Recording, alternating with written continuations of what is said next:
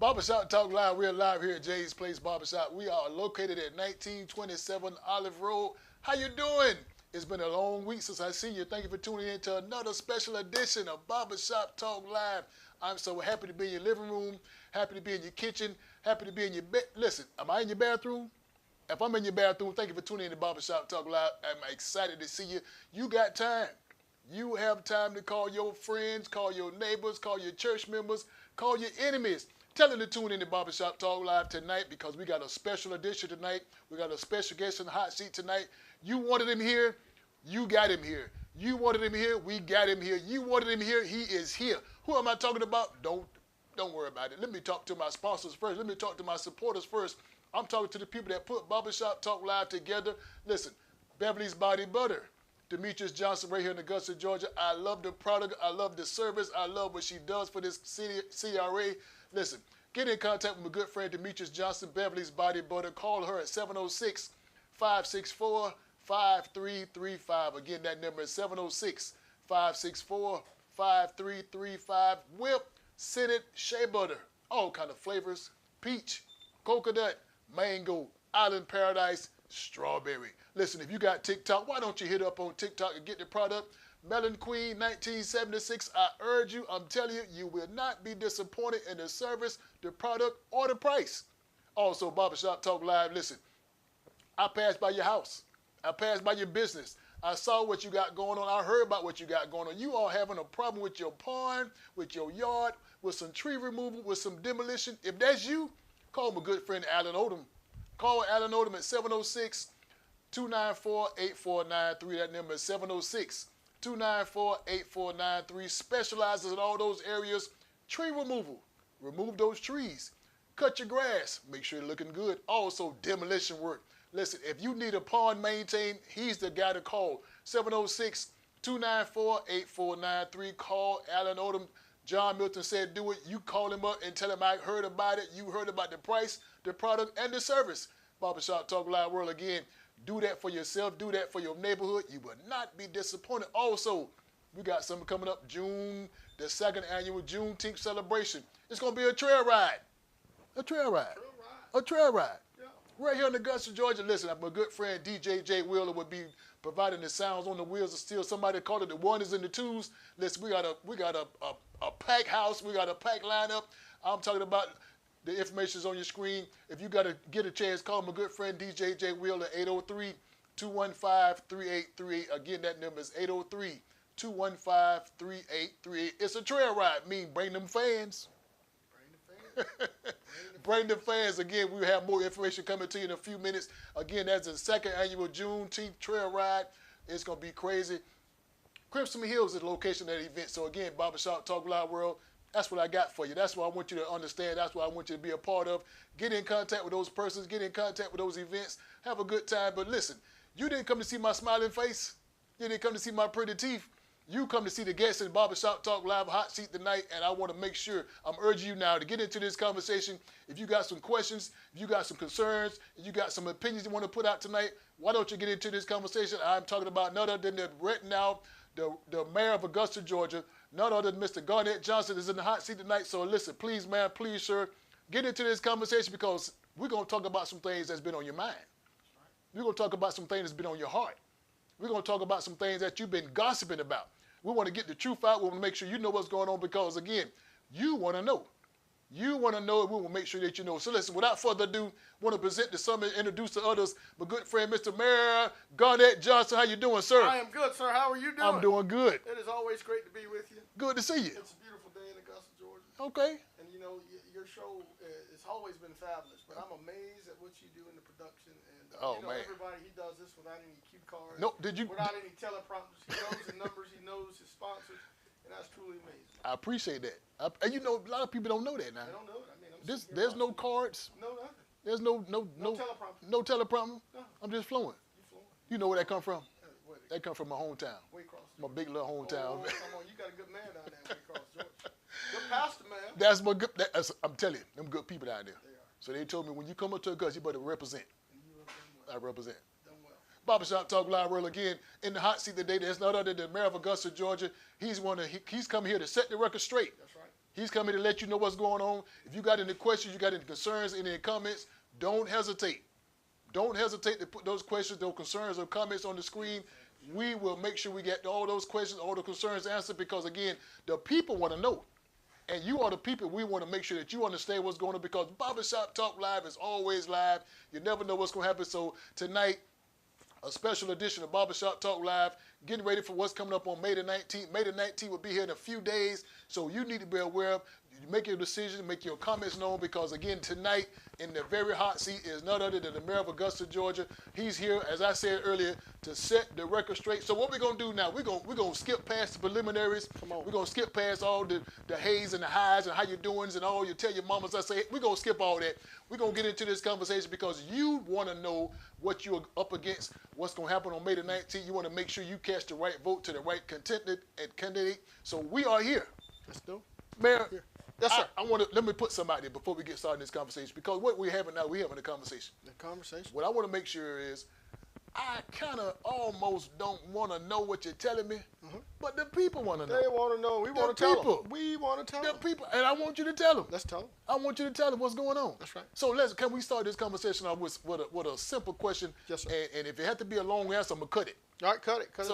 So as you know, we into election season. Yes, sir. Deep into it. Deep into it. We talking about a few days when folks be casting the vote. Yes, we are sir. in the early voting stages. Yes, we got a lot going on. A lot. So that being said, from the previous time that you campaigned up until this time, yes, 4 years came by real fast. It ain't been 4 years yet, though. Well, you're right. Well, it's been 4 years since the campaign, but I've only been mayor for 3 years, 5 months, and today's 13 days. Okay. 13 days. Yeah, he don't have a teleprompter. You know that. No, I know that. So here's my question now, and this always is a question the people in the Barbershop Talk Live world want to know: why is so much difference? Now, when I ask you the question, what I mean with it, why is the difference? Because in the first campaign, when you campaigned, you did everything. You talked to the folks. You was at all the churches. You did all that. And this campaign, you're doing the same thing. Yes. But there's a difference. It is a difference. There's a difference. And when I say that there's a difference, it seems like, Mr. Johnson, it seems like there's some mudslinging. It seems like there's some stuff going on that it wasn't going on in the first campaign. So what happened? It was in the first campaign. I beg to differ. The people want to know now. We had people following us, heckling us. I mean, the first election was equally as difficult as this one. Okay. You know, what people don't realize, our democracy allows for the voters to determine who best represents them. And I've always said sometimes people get passionate about it. You know? Okay. This is, in my opinion, the best democracy on the planet. I've always said that we can disagree without being disrespectful. I've always ran a campaign with the highest level of integrity. But if you punch me, I'm gonna punch you back. Okay. I mean, that's just politics. Okay. But I don't go below the belt. And that, you know, I believe in running on my track record, and not on anybody else's. And that's what I've always done. I've always promised to deliver things, and I'm fairly confident that we've delivered that. But I'm passionate about it. Okay. But that's the election process. Mudslinging happens. It happens. I think I'm on more of the receiving end than I am if anybody says that I'm on the giving end. Okay. But I tell people all the time, you can't wear a white suit and throw mud and not expect to get any on you. Right. So, but you know, this is a campaign that's an important one for the direction of Augusta, for its leadership. And one, I'm proud to have been mayor for the past 3 years, 5 months, and 13 days. It's the best job that I never imagined having. Okay. Coming from where I'm coming from, and I'm proud to have represented the city with the highest level of honor and integrity. And I've put Augusta in places that I never imagined being. Okay. Barbershop Talk Live World again in the hot seat tonight. There's none other than the mayor of Augusta, Georgia, Mr. Garnett Johnson. He's here, as I said earlier, to set the record straight. If you got any questions, you got any comments, you got any concerns, don't hesitate. Don't hesitate to answer those questions. We will make sure, again, nothing is off limits. Nothing's off the limit that I can Nothing's off nothing limits. else We want to get this truth out here. Let's get the truth out here. Now, Mr. Johnson, I want to go straight into it. I want to go right into the deep waters. Come on. I want to make sure that the people understand because I really don't want to ask these questions. You need to ask them. You can ask whatever you want to ask, and if I can answer, I'll answer. Now the people want to know. Okay. We're going through a budget shortage, a budget crisis. The city is short-handed somewhere financial-wise. Yes. That being said, for the last two budget cycles. Now the people want to know just one simple question. Yes. The $6 million plus. All right, that's different than the $6 million is a housing community development issue. Right. Well, So that's different from the budget. Okay, so But, different budget. So if you want to address the budget, or you want to address the issues that are at our HCD department. Well, let's go with $6 million. That's $6 million. more on the people. So that's housing and community development. Okay. There were funds, and the city of Augusta received upwards of a little over $26 million to assist those that were impacted by COVID, to help them pay their rent, to help them restore their lives from catching up with utilities or groceries and all of those things. For some reason, about $6.5 million of those dollars that should have been used in that effort, that so many families needed, was not used for that effort. It was used in other places. Some people say it was abused. Some of it can't be accounted for. And I think it's a travesty for Augusta, because every day I yield and field phone calls from people that need help. Okay. This is some of our most vulnerable citizens, people that really need rental assistance and to get set their lives straight. And it was money that essentially should have been easy to give away. There's so many people that are struggling to make ends meet. This economy has been tough, and for that money not to be used in that purpose is a shame. Well, now, Mr. Johnson, here's a $100,000 question. Where is the money? Well, we don't know where all of it. We don't have an accounting for all of it, but some people say some of the money was spent on other programs. We had a certified public accountant that performed an audit, and basically they said that we still have a problem tracking all of the money. So we're continuing to look, and we continue to have discussions about how we provide accountability and visibility to it. Okay. But those conversations are continuing. But most importantly, we brought visibility to this issue. Okay. We brought visibility to it when we were notified through the Department of Treasury that those funds had not been used for its intended purpose, and the Treasury Department asked for those funds back. But see, now, Barbershop Talk Loud World, I want to bring it to your attention, and we want to make sure we get all your concerns, all your questions answered, because there's always someone asking the question.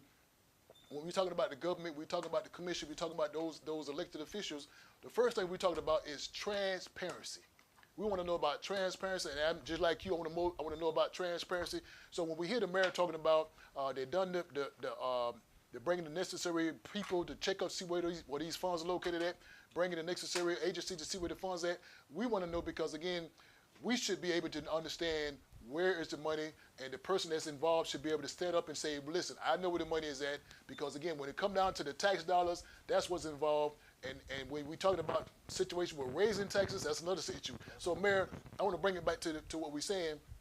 When you say some of the money that's been accounted for, yes, some of the people, some of the agencies, they know where the money's been sent at, but where's the transparency in letting the people know? Because if you have an outside agency coming in to check the books, check the records, we should be able to know along the way where these monies, how the education this is going on. Those audit results are available on the city's website from the audit findings from Cherry Beckett, which is the accounting firm that the city and the commission hired to look into this matter. Okay. The check register is also online to see where these dollars, according to the check register, were spent. However, there's still some that we don't have an accounting for when it comes to the check register. So we're continuing to look into that and to investigate. Some were spent on programs that it should not have been spent on. Okay. Others were spent in other places. But if you want to see the documents as a result of the audit, I highly encourage everybody to go to the city's website to take a look at the report from the certified public accountant, as well as the check register that's derived from those emergency rental assistance funds. So of the $26 million, a little over $12 million went to the United Way that managed a program to provide rental assistance to residents. Okay. Additionally to that, the Housing and Community Development was responsible for roughly $7 million, a little over $7, almost $8 million, in which they also ran a similar program for. Unfortunately, we don't have all of the detailed records as it relates to those expenditures. And then there was a about $6.5 million that were not used for any intended purpose to help people pay their rent, to help people pay their light, gas bills, or groceries, or any of those things. And those funds some were used for other programs, other funds that we're still having the trouble to account for. And see, that's probably what the people of Barbershop Talk Loud World is complaining about, because and I can give you an example of what they told me. They say, well, if I go to the store and I lose $5 in the store, and I find my $5, I would search the whole store looking for that $5. Matter of fact, I wouldn't even let none of the employees leave out until I find the $5. So now we're talking about a situation of $6 million is $6 million, and everybody go home like it's no problem. Everything is fine, everything is cool. But I lost 5, and I'm trying to tear up the store looking for 5. Now we talking about $6 million now, man. $6 million, but $6 million. So we're trying to figure out where's the transparency. Somebody know where $6 million is at. Well, some of it's in that check register where other programs that and other services that were provided through HCD. Okay. Some of those funds were expended through some of those other programs. Okay. But we don't have an accounting for all of it, and that's where the problem lies. And connecting the checks to the individuals, perhaps that paid rent or provided services. It is, when I say it's a mess, it's beyond a mess in that there's been a lack of accounting controls, not only in HCD, but there's been a lack of accounting controls throughout the entire city. And this is a problem that has been ongoing for a while. Okay. This is something that we uncovered in our administration, and something that I don't want to say we inherited, but people often talk about some of the changes that we made within our government, and those changes should have been made a long time ago. Realizing the problems that we're experiencing now, the problems that we're addressing now, these aren't problems that happened within the last 3 or 4 years. These have been problems that have been recurring for sometimes as long as a decade. So the commingling of funds and federal dollars, which is such a complex accounting to make sure that the funds that you receive for certain grants are accounted for, it requires meticulous accounting, and unfortunately we didn't have that. So are we saying that we should have a forensic audit going on?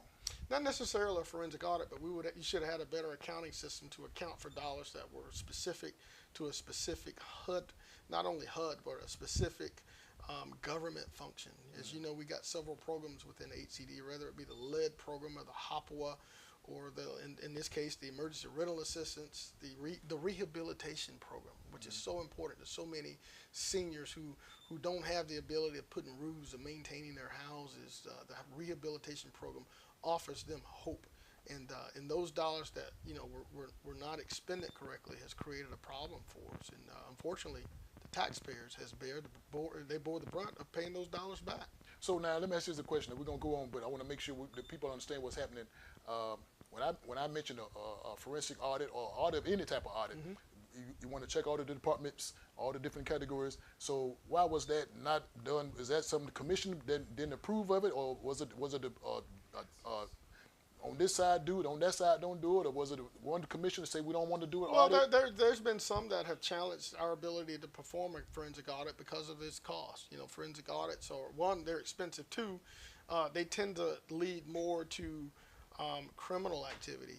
With all of this, I got to state that we haven't, and I'm not a criminal expert by any means, but we haven't found any criminal activity, but we can't determine where the money was spent. Okay. So there are agencies, there are partners that are continuing to look into it, but I say this, if you're a person that abused the money that should have helped some of our most needy citizens, you should be prosecuted to the fullest extent of the law. Those dollars were for a very specific purpose, and they should have been used for that, because so many people continue to struggle every single day. Okay. Well, that's kind of what I was thinking. If it's somebody violate the law, it need to be, they need to be prosecuted. Barbershop Talk Live. Listen. We want to make sure that you get into this conversation. So we're gonna bring in some. We got some comments. We got some questions coming in. Let's see who we got on the line. Again, we are always live on Barbershop Talk Live. Let me see. Miss Call, Miss, how you say it? Quanto, why do you not vote to do a full audit of the entire government? She said you did not vote to do a full audit of the government. This coming from the, okay, it said the mic is low, we got the mic situated. So she said, why did you not vote to do a full audit of the entire government? I would support a full audit of the government, a forensic audit, but again, there has not been any, at this stage, any hint of criminal wrongdoing. Traditionally, when you do a forensic audit, that tend to lead to some criminal activity. We haven't identified any of that. Right now, we're just having troubles with locating and understanding where the funds have been expended at this point. But I would support a forensic audit if I saw any hint of criminal wrongdoing. Okay. And here, we should be performing audits regularly on departments. That's something that hadn't happened in a long time. It should be at the department level. At the mayor's office, at the tax assessor's office, at any office at some point. good operating governments have periodic audits, and they have internal auditors. And I've led the effort on that by having that discussion to the Charter Review Committee. We owe it to the taxpayers to be accountable and transparent to every penny that they pay in taxes and fees. Okay, let's got another question. She said, would you be in favor of having a full government commission in the meeting for the evening time? Of course. Yeah, I've always said that. More access that you can provide to our citizens is a good thing. Looking back historically, some of the commissioners have said that when we did have the meetings in the evening that, public participation was no better than it is now. But for me personally, it works better in that, being mayor is a full-time job. I also have a business, so having the ability to do and be more productive during the day than sitting in meetings all during the day, certainly I would support. So let me ask this question now, Mayor. Dealing with what you're dealing with now, as you know, you're 3.5 years in, what do you feel is the discord? When I say the discord, because it seems when the people are watching the commission meetings on TV, when people hear about what's going on in the meetings, it seems like there's a discord. So when I say the discord, why it seems like the commissioners at each other's throats, they can't agree on anything, they can't make a easy decision to do stuff, because again, they are there for the people. Sure. So in your opinion, what do you feel that's caused the division? Well, first let me say that democracy often requires sometimes vigorous debate. That's first. I mean, you're not going to agree with your colleagues on every single thing. However, I think we've done a great job to maintain some sense of decorum, and I think it's gotten better. But two, a lot of the discord is led by our form of government. As you know, for the first year and a half of my term in office, I didn't have a vote. So anybody that blames the mayor for not being able to do anything, it was because when I won the election on June 21st, 2022, I received a call the next day from a sitting commissioner to congratulate me and then to say that I'm never going to let a mayor vote on anything. I'm not going to let you vote. I'm going to be against everything you for. If there's an opportunity for you to vote, I'm going to abstain. I'm going to walk out of the room, and I'm not going to allow you to vote. Now, when we train you how to vote and you vote with us, that's when I'll let you vote. Okay. And listen, I took that as a challenge because, the mayor's office is the only at-large elected member and position in this government. So you have 10 commissioners, 2 are super district, and then you have 8 district commissioners. But the mayor is elected by the entire county. How can you deny him the ability, one, to break a tie, simply because you don't like the way he's going to vote? You get up and walk out of the room, or you vote present or abstain. I felt that was a problem. I think it was a disservice to our community and that we couldn't get decisions made. So I fought that. I asked for an equal vote through a yes vote referendum in May of 2024. The voters overwhelmingly passed that, by almost 74%, to say the mayor deserves an equal vote to that of the commissioners. So Mr. Mayor, let me ask this question as we talking about this the voting situation. What do you say to the people of Barbershop Talk Loud World that's watching, and also to the people that's going to hear this all over the country? Was it to the point where some people feel that it wasn't done the right way for you to get that particular vote? Somebody say you went around some curves, went around some backdoor deals to make it where you could get that particular vote. Again, I'm good. Yes. The people want to know. That is, I'm going to look in the camera, that is absolutely false.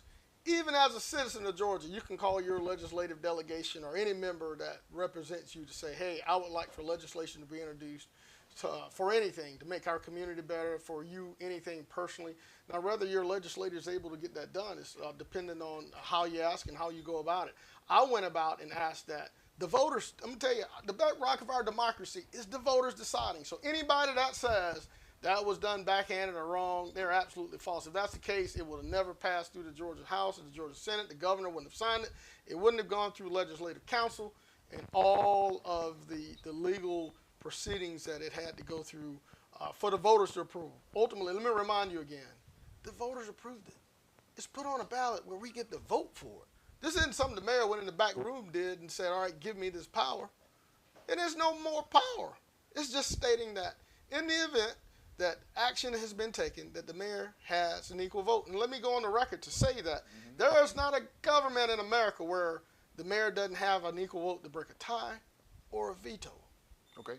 So you could have given the mayor a veto, like they have in Savannah, or in Macon, or in Columbus, where the mayor has a vote and he has a little bit more authority. Augusta is the only form of government that, in my opinion, that does not provide for not only efficiency but effectiveness, in that it takes so long to get decisions made because you're wrangling to get 6 votes.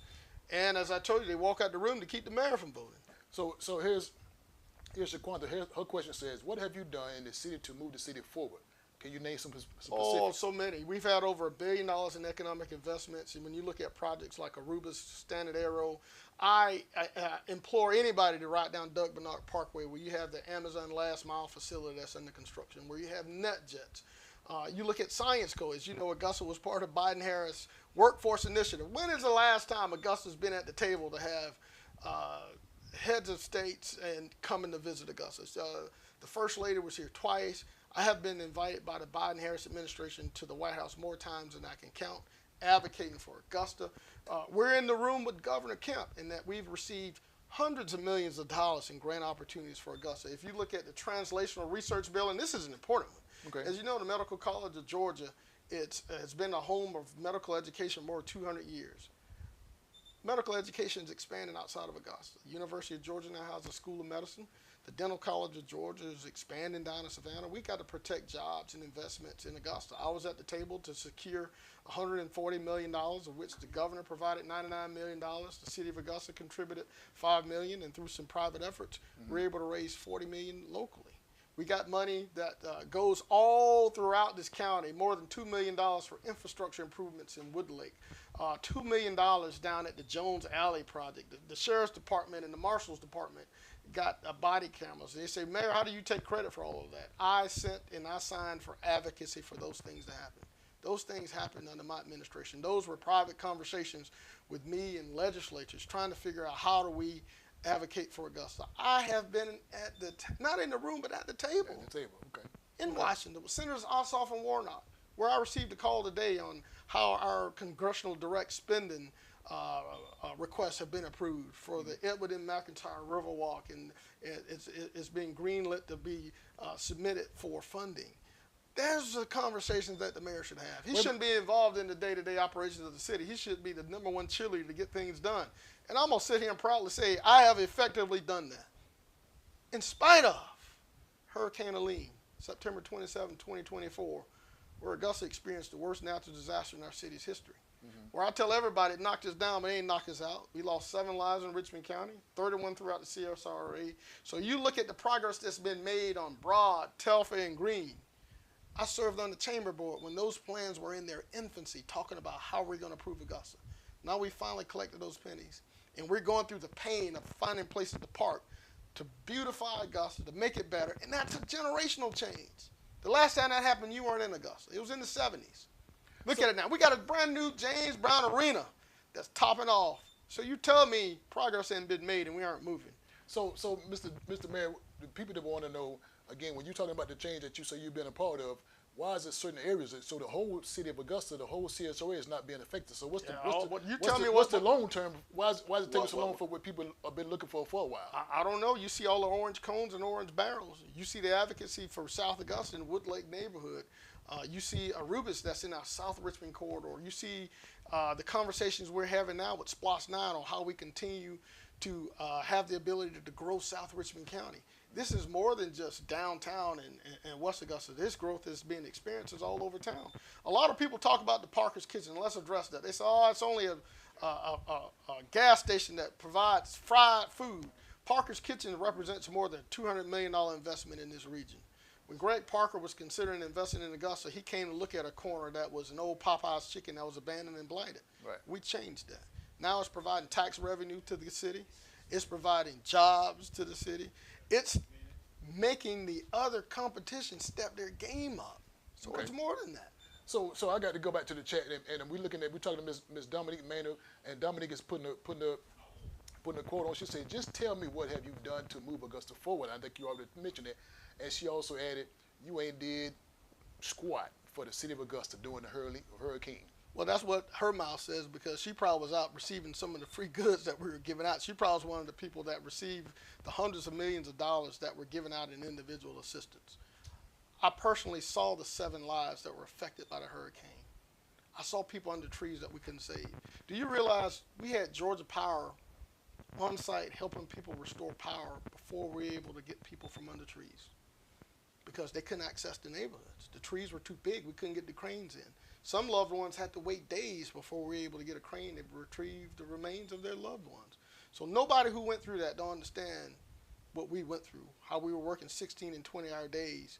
Many of the people that were working didn't have power or hot showers or all of those things. So anybody says that, who I don't know who her name is, she can go jump in the Savannah River on that, because we worked our tails off to make sure that we help people get services. And Michael Thurman, the CEO of DeKalb County, who called and said, Mayor, I hear you're struggling. How can we help? So he brought the Calvary. He brought 10 trucks of produce to kind of help our community.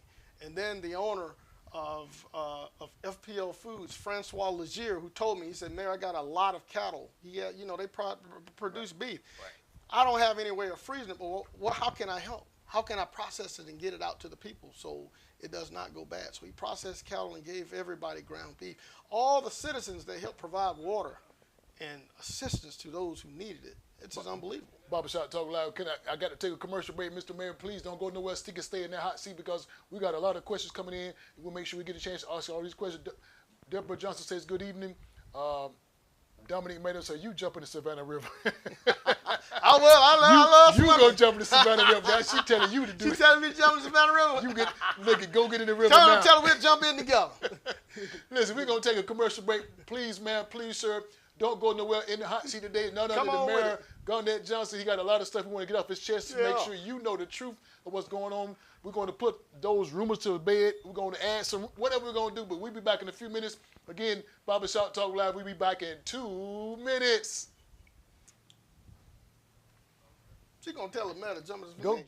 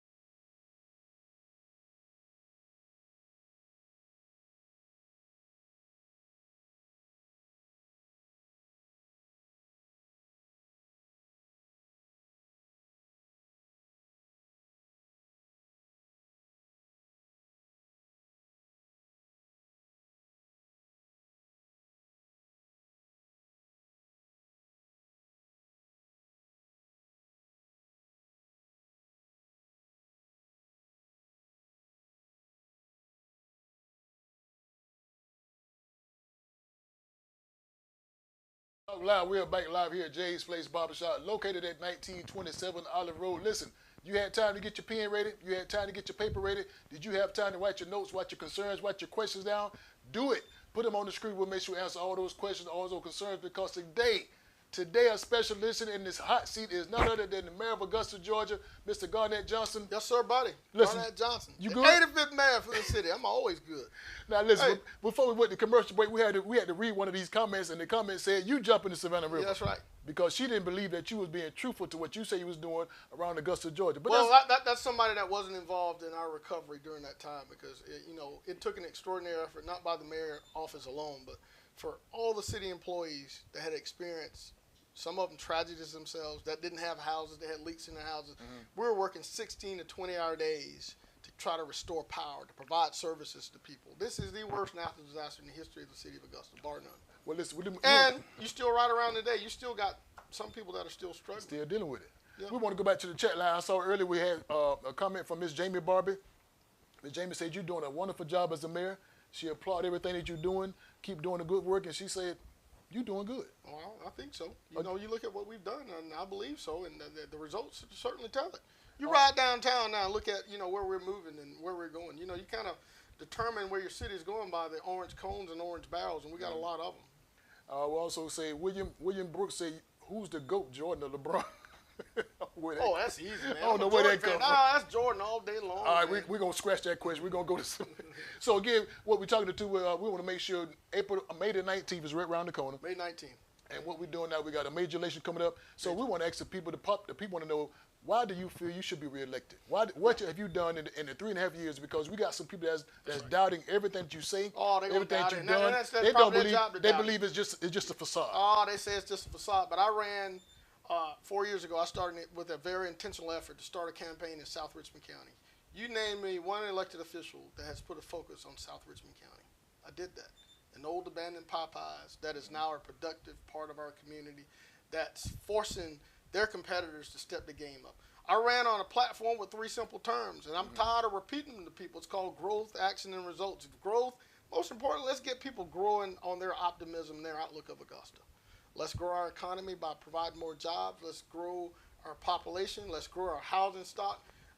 Action, someone who's actionable to the account and accountable to the taxpayer. And then results. I have been effective in delivering all of those things. Ride downtown, you ride to South Augusta. Now, we still got some work to do when it comes to getting some sit-down restaurants with some lifestyle amenities, but we're working on that. You go downtown, you see the beautification efforts that have been made. You see the new arena that's coming out of the ground. You hear about the grant opportunities that are coming, and we're uncovering every single day, the accounting issues that have plagued this government. I'm going to go ahead and say it for decades. This problem didn't just happen over the last 2 or 3 years. Okay. Changes should have been made in this government years ago, where people have taken budgets and they've grown the size of their departments. It's evident.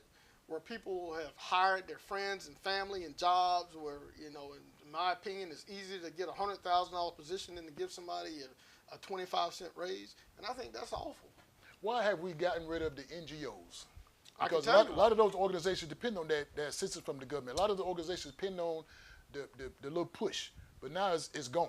Not all of them, but some of them. Some Okay. of them we were contractually obligated to. We fulfill our obligation. That others, we were spending about $14 million a year on non-government organizations. It's kind of like you, if you're a member of a church. Of course, all of us love stewardship and giving, but when times get tight, you don't give as much. Right. And essentially, that's what we did. We made a decision to take a look at how we could, one, protect jobs. That's number one. So we only had a few options. You could raise taxes, in which I heard loud and clear from many of our seniors. Mayor, I'm on a fixed income. Times are tight. I can barely afford to maintain this house. And I heard that my husband has left me. Don't raise my taxes. Or you could cut jobs. And so many people need jobs right now. Or you can say, you know what, we're just going to tighten our belt a little bit and help those that we're contractually obligated to. And let's try to get us a balanced budget and see how we can kind of reset. And that's what we did. We made a decision to reset because we realized a lot of those NGOs had other sources of revenue through some of our other charitable organizations to give. We have a great community foundation as well as a lot of other great organizations that give money. I'm a member of the Augusta Exchange Club, so we made the decision to protect jobs and protect the taxpayers. Okay. Bobby Boucher said, what is the hardest part about being the mayor, and what is the most rewarding part about being the mayor? The hardest part about being the mayor is the schedule. No one realizes how busy this job is. And it kind of. But it's full time. It's beyond full time because listen, the mayor is the chief advocate for the entire Senate, whether it be in Atlanta or Washington. The mayor is the person who gets the call to say, "Mayor, come tell us about this and how we can help." As I mentioned, I've been fortunate to be in Washington on more occasions than I can imagine, advocating for Augusta. I've been to Atlanta. So the schedule is crazy with the demands for your time, and it kind of caught me off guard. The most rewarding aspect of it in that, as I told you, I grew up poor. I didn't have anything growing up. I never imagined being the mayor. You know, I've been able to accomplish things in God that has placed on me that I credit no one but one. I credit my mother because I got a hard-working mother who always pushed me to do things, and then I credit God in that, you know, somehow He's put me in places to realize and to do things I never imagined having. I've never imagined having dinner in the Blue House. I mean, in the White House, in the Blue Room, with an intimate group with the president. That's amazing. All advocating for Augusta. I've never imagined being invited to a state dinner for the president of Kenya. Never imagined being to a State of the Union dinner where I sat in the First Lady's box. All advocating for Augusta. I've never imagined. Now, wait a minute. Now, hold on. What we want to do, we want to make sure we get the question answered because we got a lot of questions. And Devin Davis says, Kendrick says we don't have enough people paying property tax because of the people who work here actually live in South Carolina and other places. So what do you say to the people at this company? Well, you know, Augusta does have a transient workforce that comes into Richmond County to work, and they live other places. However, I've often said that we don't have a money problem. We have a money management problem. First, we got some departments that are too large and have too many people. We have others that are struggling. I've said that from day one. You know, the mayor's office is the second smallest budget in our government. I think the clerk of the commission, Clerk Lena Bonner's budget is actually smaller than mine. My budget's a little under $600,000. Most of that's payroll. Every single year since I've been mayor, we've been able to give back at least 5% of our budget. I'm talking operational expenses back to the general fund. First year, I think we gave back over 20%. So if anybody tells you that we don't have the budget to operate our departments, I would beg and argue that maybe you need to take a closer look at what you're doing. Because I realize that there's opportunities to save more money for the taxpayer. We need to have opportunities that are enterprise funds that really drive money for the city of Augusta. I've argued from day one, our landfill, that's a regional landfill, it's embarrassing that if you live in Columbia County or North Augusta, your trash pickup is cheaper than it is in Augusta, Richmond County. I'm going to repeat that. It's embarrassing if you live in Columbia County and you bring your trash to Richmond County, it's actually cheaper. I didn't know that. It's the truth. Because we have a regional landfill. We need to create ways and create opportunities for Augustans, and that landfill belongs to us, and it should be a revenue stream for us. Shaquanto said, do you believe the mayor's daily schedule should be public information? Of course. It could be public all it wants. I invite anybody to come be a part of it, and you know what? I encourage anybody, if you want to volunteer and help out, because there's a million events, I assure you, to be a part of. And it actually is public. I mean, my calendar, you can do a Freedom of Information request and see what's on my calendar and what we do. And you can actually, you can't see the requests that come in, but it's probably 20 or 30 requests a day for something. Something going on. Something going on. The mayor gets invited all over the globe for something. So now let's move. Let's fast forward. Yes. May the 19th. Yes. Tuesday night.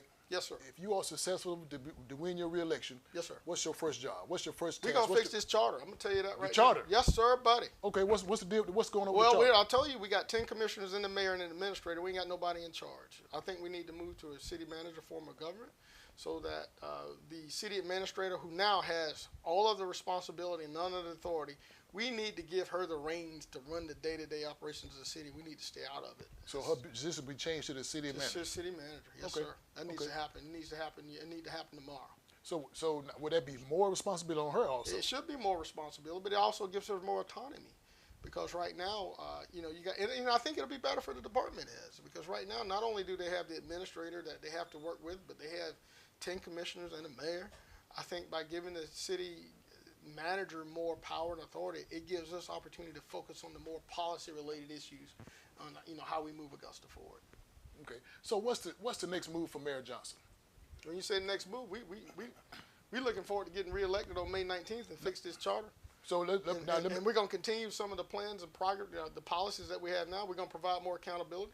We're going to get to the bottom of all of these accounting control issues that need to happen. We're going to make our departments more efficient. So if you're one of those departments that got more chiefs than Indians, you should be worried with the second Johnson administration. Okay. If you got all these, if you're top heavy, you should be worried about a second Johnson administration, because we need to look out for the everyday employees of Augusta Richmond County to make sure that they're fairly compensated. One of the things that the people at Barbershop Talk Loud World told me to ask you, and it's a simple yes or no question. They want to know, are you a Republican or are you a Democrat? It's a simpler yes or no. It's a simple question. I can tell you. So all municipal elections in Georgia are nonpartisan. What does that mean? That means that you don't have to identify neither Republican, Democrat, or Independent. And I'm going to tell you why I think that's important. Okay. Because regardless of who's in Atlanta, Governor Kemp, Georgia has a very strong governor's role in that. You know, he has line item veto. Because he's a Republican, I'm not going to sit on the sideline for Augusta until we elect a new governor. He's been governor for 8 years. Imagine if you pick the side and you need something for Augusta. Mm-hmm. I want to be at the table. Because we have President Trump in Washington, I don't want Augusta sitting on the sidelines knowing that we can't get things done. I work with anybody for the best interest of Augusta. Anybody. If you want to bring us some money, I'm going to work with you to get the money for Augusta.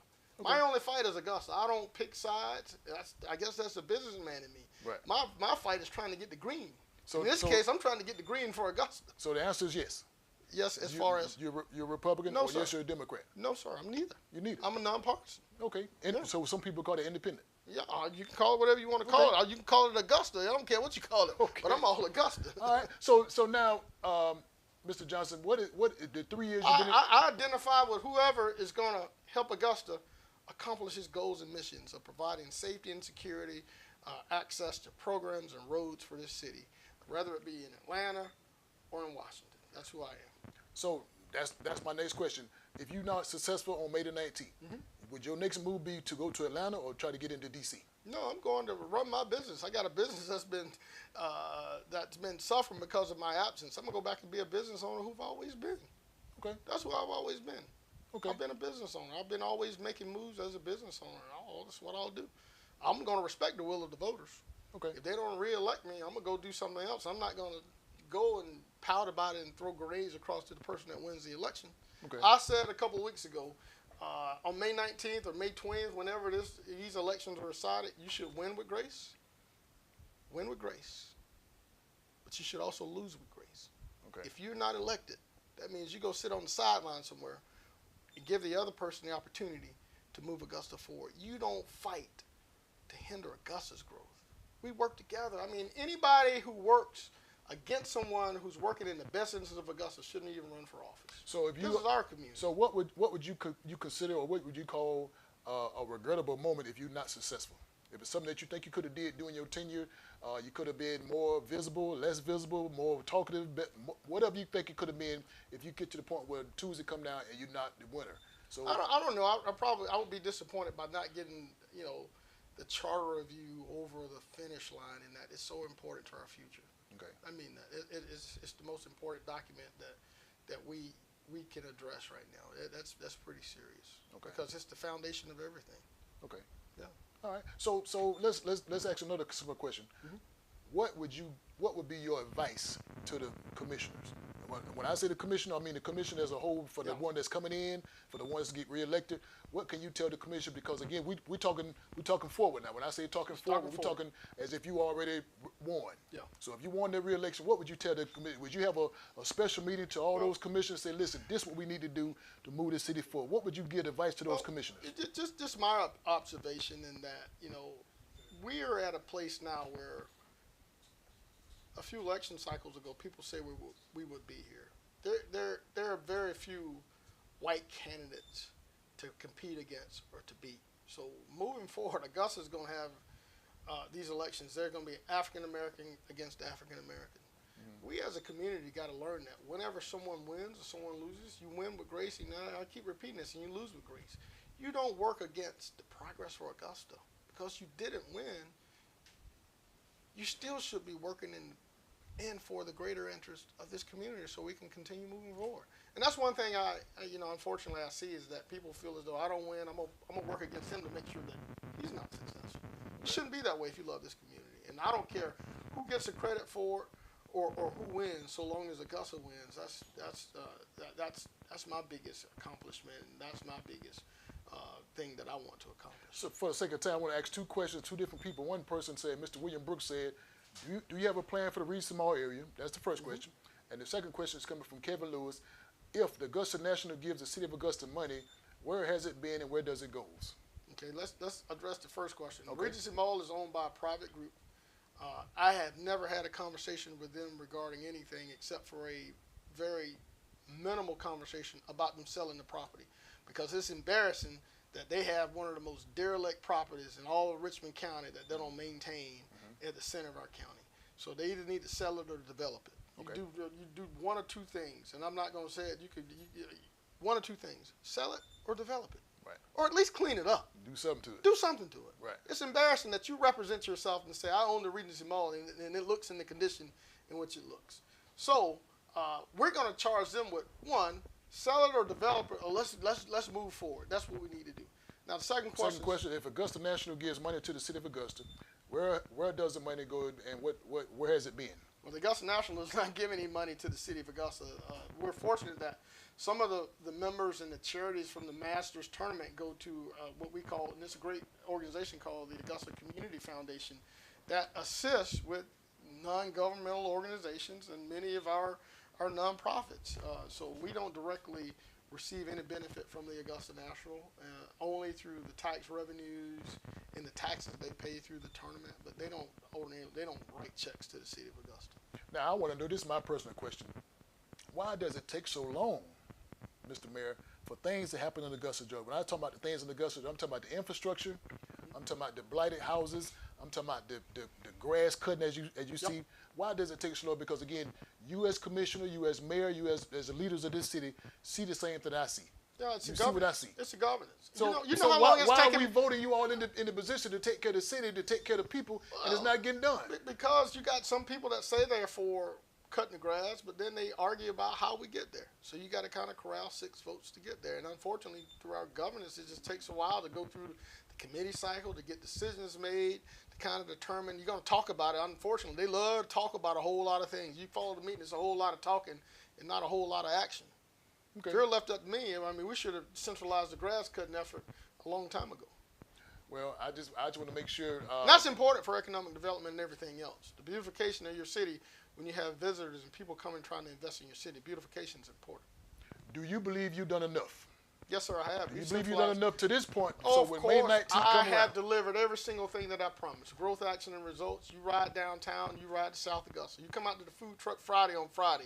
You look at how we transformed a vacant, abandoned building to what you see today. You look at the investment that's been made all over this county, whether it be downtown, South Richmond, or anywhere. You look at the mayor who's been at the table in Washington and in Atlanta. You know, I've been involved. I've been at the table. We've had discussions. We brought home the money to help get Augusta moving, and we are moving in the right direction, whether it be affordable housing, whether it be economic investments, economic or jobs. We've been there. So and it started all out in beautiful South Augusta. If you don't believe me, you come out on Friday night at 5 o'clock. So the people are saying, we're tired of you feeding fish. Oh, we're going to keep on feeding. We're tired of feeding the fish. Oh, it's going to be free, we too. We need to see some results. Oh, it's already there. We don't want no more free fish. And listen. We don't want no more French fries. We want it all. We want to see some results. And I'm going to tell you, we done fed it to them. We didn't ask you to buy a ticket for $20 or $30. We gave it away. You know why? Because it benefits the community. We don't ask you for anything.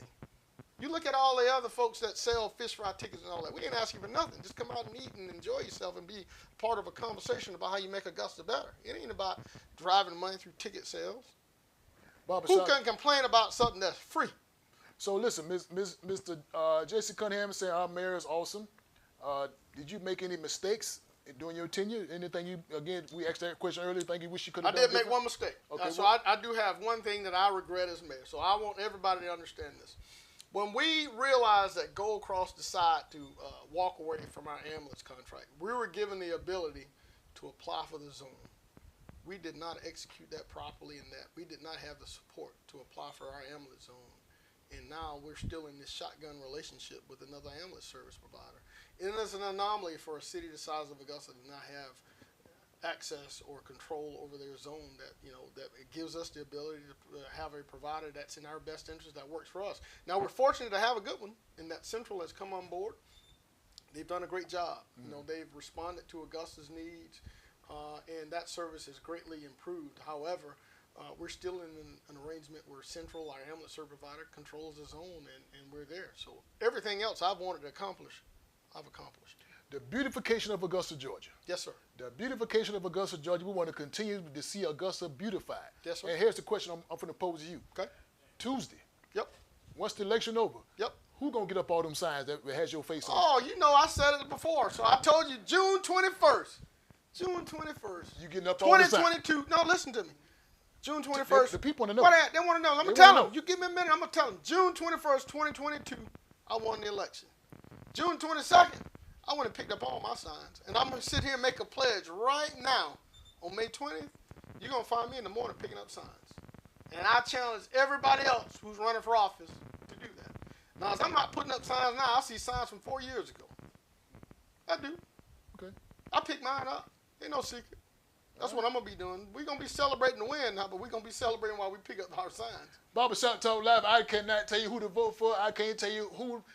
I just can't tell you, but I can tell you need to vote. Yes, sir. We are still in the early voting stage, so May 19th, please, man, please, sir, exercise your right to vote again. In the hot seat tonight is none other than Mayor Garnett Johnson. Give you the reason why he should be reelected. That's right. He's letting you know what his ideas was, what he's trying to do for the city of Augusta, keep it moving forward. So I'm urging you, please, ma'am, please, sir, May the 19th, which is a Tuesday, exercise your right to vote. Mayor, do you have any other words, any way they can support you, any way they can volunteer, any way they can make a donation to your campaign? No, we don't want to ask for any donation. What I want you to do is just come participate at Food Truck Friday to see the transformational we've changed for creating community in South Richmond County. Those food trucks are small businesses that we support. That event brings communities together just to fellowship and to have a great time. I can't be more proud of what we've done there to create a sense of community and have a conversation about how we can make more restaurants and lifestyle amenities the better for South Augusta. I will continue to do that. I will continue to advocate for Augusta anywhere I can, whether it be in Washington, Atlanta, in the bottom, in South Augusta, in North Augusta. We've done a great job of collaborating with our neighbors.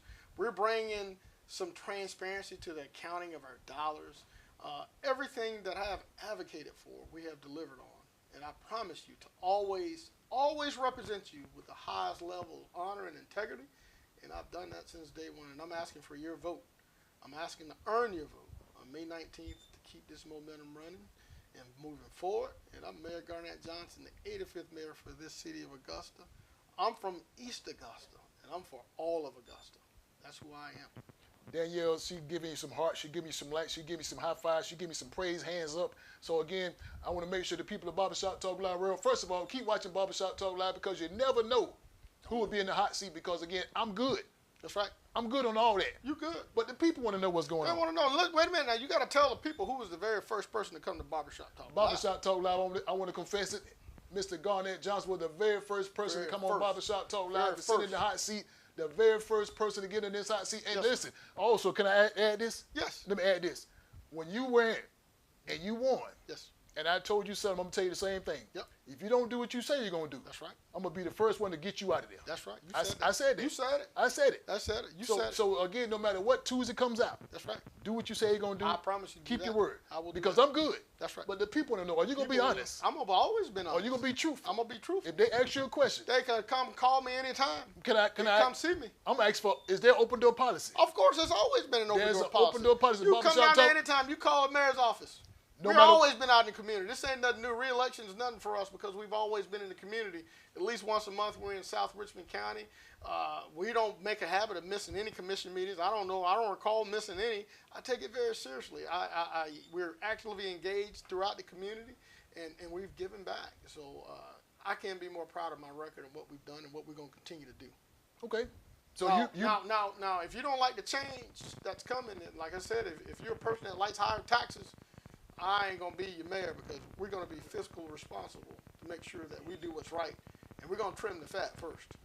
Okay. Listen, we got to get out of here. People tell me we got to go. We got one more question. We got one more question. What was that? Uh-oh, let me see. We got another question. We want to make sure the people get all the questions answered, get all those questions. Let me see. Has the mayor explained how the Augusta Workforce Hub benefits everyday Augustans, particularly those coming from challenging households and backgrounds? Oh, that's so easy in that the hub workforce is for people who don't have pathways to college, but have pathways to high-paying jobs. You can go get a technical college degree. You don't even have to go to technical college. You could go through an apprenticeship to get access to a high-paying job. Most importantly, these are the tools that have been put in place by the Biden administration. They work so well. There's also an option for people that are trying to redeem their lives, second chances for those who have perhaps been incarcerated or made a decision early in their life. It shouldn't hinder you the rest of your life. I tell everybody, I grew up and down in East Augusta. I was a few prayers from prison of trouble myself, so I know what it's like when you make bad decisions early in your life. You shouldn't be hampered by that for the rest of your life. So the Workforce Hub provides access to high-paying jobs without having to go to college and assume all of that debt. And there's programs, there's apprenticeships, there's good-paying jobs, and that program works well. Last question. I promise this is the last question. What is Mayor Johnson's legacy in Augusta, Georgia? Oh, we're going to fix this governance. Charter review. We've been in this charter process for 30 years. It hadn't worked. We don't have any accountability. We don't have any authority, any kind of controls. This needs to be fixed. And you know, I've already made history by getting the mayor an equal vote. Who was bold enough to challenge that when you've been told no, that you're not going to let you vote till we train you how to vote? Okay. Imagine somebody telling you, I ain't going to let you vote. We're going to train you how, then we'll let you vote. Okay. I was bold enough to step out and say, you know what? I didn't want to seek any additional power for the mayor. I just wanted the mayor to be represented, and that the mayor is the only at-large elected member of the commission. He deserves a vote or a veto, and anybody that says he doesn't, they don't know government. Barbershop Talk Live, I promise you, I told you it's going to be a great conversation. If you didn't get a chance to ask all those questions, all those comments, all those concerns, don't worry. Don't even worry about it, because he just told you there's an open door policy. Come on down. Come on down to the mayor's office. 706-821-1831. Call me anytime. The woman who I told to jump in the Savannah River, come and call me. All right. Come see me. Okay. If you didn't get a chance to ask all your questions, come to Food Truck Friday. Come to Food Truck Friday, Winston Spring Road, right there on Winston Spring and Tobacco Road. Winston Spring and Tobacco. Or go down to the office, get a chance. Open door policy. Open door policy. Don't matter. Whatever the question, whatever concern, whatever you had on your heart, on your mind, here he is. Here I am. Garnett Johnson. Again, May 19th is here. We are in our early voting stages. May 19th, Tuesday. Please, man, please, sir, go to your precinct. Have your ID. Make sure you register to vote, because, as they always say, every election is an important election. All elections are important. All elections are important. All of them. So make sure you vote. All the way down to the ballot. We got some great ones, too. We got a governor's race. We got a Senate race. We got some judges. We got everything. All right. Then you got the best. You got the mayor. You got 4 candidates. Listen, then I'm going to tell everybody, vote. Pick the candidate of your choice. Just if you don't vote for me, I'm fine with that. I'm okay with that. Okay. That's what our democracy is about. I hope that I've earned it. If you feel I haven't earned it, just go vote. Just go vote. Just go vote. Listen, they tell me I get to get up, but can I give away something? We'll give away. Oh, come on, we got to give me something. Why I can't get none of this good? Get them cup. Well, listen. Courtesy of Little Caesars, they give away a $10 gift card. Oh, they give away a $10, and also courtesy of Matt Bowman, Piedmont Hospital. Oh, man. We give away a blood pressure monitor machine free. Okay. We got to give away some free items. And the only way they get these free items, they had to pay attention to the conversation. That's right. They got to get some free items, and they got to get some information. We got to give it to them. So we're going to give you a series of 3 questions. Okay. 3 simple questions. 3 simple. If you can give me the answer to these 3 simple questions, you can win these 2 prizes. Barbershop Talk Live Roll again. If you pay attention to the conversation, the first question is always a simple question. The first question is very, very simple. When was the election when he won? Give me the date. It was June 21st. Not you. They do it. Okay. Oh, hell, you about to be, it's easy for me. We're going to scratch that question. We'll go to another question. Listen, we're going to come with another question. Remember, this first question is always a simple question. The first question is very simple. Tell me what part of Augusta was he raised in? Barbershop Talk Live World. Did you say it? Yeah, I said it. You said it. Tell me what part of Augusta was he raised in. You should not be up. Listen, you need to know that answer. Remember, $10 gift card for Little Caesars, and also a blood pressure monitor courtesy of Piedmont Hospital. Barbershop Talk Live. Here's the second question. Second question is also kind of simple. When did he earn the right to have a vote? Was it this year? Was it last year? Was it 2 years? Barbershop Talk Live. You said it. I said it. You said it. I said it. I heard you. And you know, that's one of the most monumental decisions we made in 30 years. Because you said it. I said it. You said it. I did. Barbershop Talk Live World again. All I need you to do now for the third question, you pay attention to this conversation. Come get these prizes. Come to 1927 Olive Road. Just give me one of the things he aspired to do when he become the next mayor of Augusta, Georgia, get reelected to mayor of Augusta. Tell me one of the things he said he was going to do. You said it. I said it. You said it. And it's an important one. It's important. Again, yeah. So again, Barbershop Talk Live World, if you heard the conversation, appreciate you. If you didn't hear the conversation, shame on you, because again, we had some information that put out. We had some concerns to put out. We also read some rumors. Yes, we did. We did. Yeah, we did. If you didn't have a good conversation, good time listening to this conversation, we did. We did. Barbershop Talk Live World again. Don't forget, we got another special edition of Barbershop Talk Live coming up next week. Right here in the hot seat is Mr. Warren. He's going to talk about mental health. But before we do that, Monday, this coming Monday, please, ma'am, please, sir, tune in. We're going to have Miss Tracy George. All right, she's running for Congress. 12th Congressional 12th District. Congressional District. Miss Tracy George will be right here in the hot seat. So tune in this coming Monday. Get your questions ready. Get your ideas ready. Get your concerns ready, because, again, she's going to be in the hot seat looking for your questions and want to let you know why she should be able to win that particular seat. We got a winner. Oh, let's who we got. Who we got? We got a winner. Let's D. Let me see what's D. Wait a minute. D just said the bottom. Is the bottom considered? We can't call it the bottom, can we? Well, why not? Well, that's not the. The only thing it denotes is. Hold on, D. Let's see what D say. So we got D. DC East. She said East Augusta. D just say the bottom. We don't know what we call it the bottom. Rebecca Blazing. You know why they call it the bottom? It's not a negative connotation. That's one of the lowest lying areas in the entire city. So. Yeah. So we got Ms. Pierce. You say 2 years ago, and who else we got? Charter Review. That's it. Charter Review. Barbershop Talk Live. Miss Pearson, please, ma'am, please, sir. Give her a hand, give her a clap, give her some high fives. Listen, she's the winner for Barbershop Talk Live Challenge. Again, we giving away a $10 gift card for Little Caesars, and also we giving away a blood pressure monitor courtesy of Piedmont Hospital, Barbershop Talk Live, and Matt Bowman, Dr. Matt Bowman, cardiologist, world-renowned cardiologist. So again, thank you for tuning in to Barbershop Talk Live. We get any more? It would say, Kenya Howard say, going against the grain is exactly how we end up with DT. Vote against the MAGA, all MAGA. Okay. All right. I don't know what she's talking about. I just appreciate her for watching. Yeah, I appreciate it watching you. Thank you for watching. I appreciate it. Yeah, that's what we're looking for. We're looking for the eyes and ears. Again, support Barbershop Talk Live. If you got a question, you got a comment, you got any kind of thing, or you want to be a supporter, you want to be a sponsorship of Barbershop Talk Live, we got a sponsorship package for you. We'll promote your business, your idea, or your event. Remember, Barbershop Talk Live is each and every Wednesday. We're here on Facebook and also on YouTube, and we'll be also streaming live on TikTok. TikTok. That ain't so. We're going to be ticking and talking. Ticking and talking. Barbershop Talk. Don't forget about Food Truck Friday. Food Truck Friday, 5 o'clock, the corner of Windsor Spring and Tobacco Road, 4104 Windsor Spring Road, behind the Parker's Gas Kitchen. Now, would you have any fried bologna? I don't think we're going to have fried. No fried bologna. We're going to have some sweet onions. Let me call my hometown. Call your hometown. Let me call my people from the hometown. They get their fried bologna up here. Okay. Listen, Barbershop Talk Live World again. We're looking forward to seeing you each and every Wednesday. Mr. Garnett, Mayor Garnett, could you look at this camera with me? I'm going to look at this camera. Look at this camera. Again, follow what I do. Okay. See you later. Thank you for being here. I don't know how much.